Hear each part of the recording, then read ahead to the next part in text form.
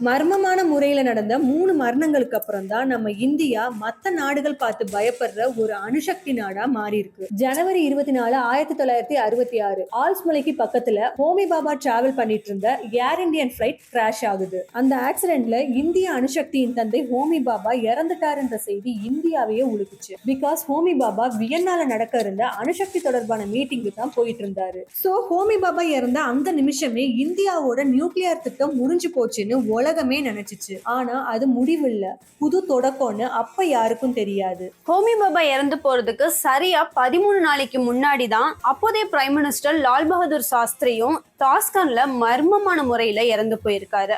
அந்த மர்மம் விலகுறதுக்கு முன்னாடியே ஹோமி பாபாவோட டெத் இந்தியாவோட பலத்தை பாதியா குறைச்சிச்சு. இனி இந்தியா அவ்வளவுதான்னு நினைச்ச சமயத்துல சரியா 1966 ஜனவரி கடைசியில இந்திய பிரதமரா இந்திரா காந்தி பொறுப்பேற்றுக்கிட்டாங்க. இத கவனிச்ச உலக நாடுகளும் இன்னும் ஏன் நம்ம நாட்டுல இருக்க எதிர்கட்சி தலைவர்களுமே எதுவுமே தெரியாத இந்திராவை பிஎம் ஆக்கிட்டாங்க. இவங்க என்ன பெருசா பண்ணிட போறாங்கன்னு பல பேர் இலக்காரணமா பேசினாங்க.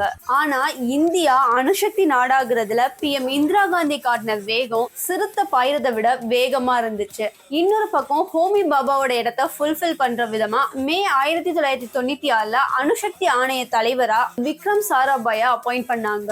இதுக்கடுத்த ஸ்டெப் அணு ஆயுத உற்பத்தி தான் இருந்த சமயத்துலதான் டிசம்பர் 30, 1971 கேரளால இருந்த விக்ரம் சாராபாய் மர்மமான முறையில இறந்து போறாரு. லால் பகதூர் சாஸ்திரி அண்ட் பாபாவுக்கு அப்புறம் நடந்த இந்த இறப்புக்கான காரணமும் இன்னைக்கு வரைக்கும் விலகாத ஒரு மர்மமாவே இருக்கு. விக்ரம்க்கு அப்புறம் இந்திய அணுசக்தி துறைக்கு தலைமை தாங்கினது ஹோமி பாபாவோட சிஷ்யன் டாக்டர் ராஜா ராமண்ணா. அதே சமயம் 1971 இந்தியா அண்ட் பாகிஸ்தானுக்கு நடுவுல நடந்த வங்கதேச போற காரணமா வச்சு சமாதானம் பேசுற சாக்கல அமெரிக்கா இந்தியாக்குள்ள நுழைய பார்த்துச்சு. இதை தெரிஞ்சுக்கிட்ட பிஎம் இந்திரா காந்தி சீக்கிரமாவே இந்தியாவை அணுசக்தி நாடா மாத்தணும்னு டிசைட் பண்றாங்க.